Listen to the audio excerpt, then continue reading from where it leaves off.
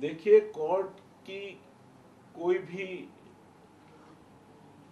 निर्णय टीका या टिप्पणी के लिए नहीं होता, मगर जो भी आज फैसला आया है उसमें से 3 या 4 मुद्दे उभर के सतह पे आते हैं। पहला मुद्दा है कि जो लोग आज तक गुजरात पुलिस और एसआईटी में संदेह करते थे,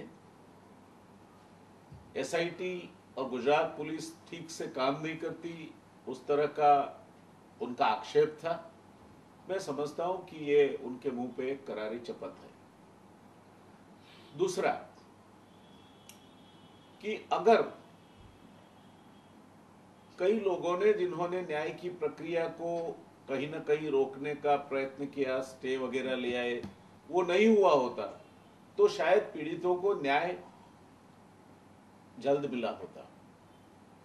और तीसरा कि कोई भी मौका मिलने पे, चाहे कुछ भी घटना घटे, गुजरात को बदनाम करने की तलाश में रहने वाले जो लोग हैं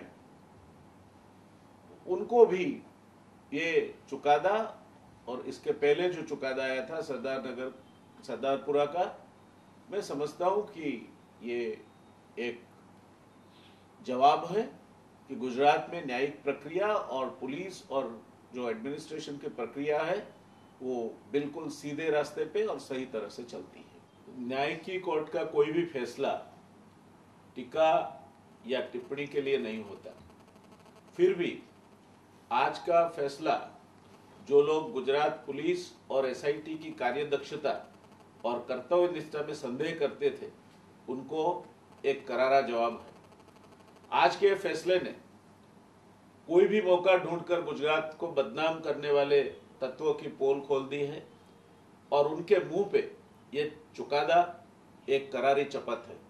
मैं नहीं मानता कि देश में कहीं भी किसी भी दंगे के बाद जितनी मात्रा में टीयर गैस शेल छूटे, जितनी फायरिंग हुई, शायद गुजरात अपने आप में एक मिसाल है। और 1000 के करीब जो इसकी वजह से हताहत हुई है उसमें मैं समझता हूं कि ज्यादा संख्या की दृष्टि से भी अल्पसंख्यक नहीं है। खैर, ये मामला कोई राजनीति का मामला नहीं है। जो भी है, जहां भी गलत हुआ है, हम समझते हैं नहीं होना चाहिए। और ये मुद्दों को देखते हुए मैंने बताया है कि अगर ये मामले में भी कहीं ना कहीं रुकावटें न डाली जाती, स्टे लाए नहीं जाते, तो मैं समझता हूं कि जिनको न्याय की इंतजार था वो पीड़ितों को काफी जल्दी न्याय मिला होता।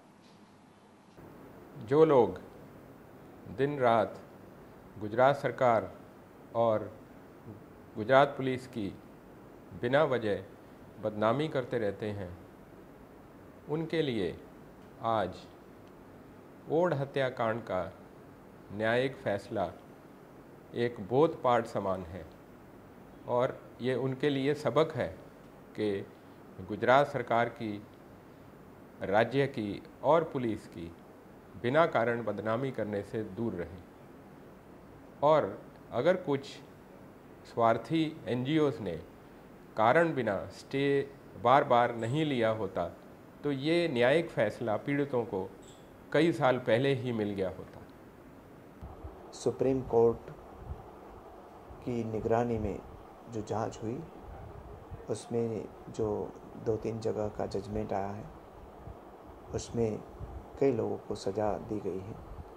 ओड में भी ऐसा ही मामला था, एक सामूहिक नरसंहार था और उसमें भी कोर्ट ने जजमेंट दिया है। उस पर मैं कोई टीका टिप्पणी करना नहीं चाहता, लेकिन आखिर न्यायिक फैसला आया है।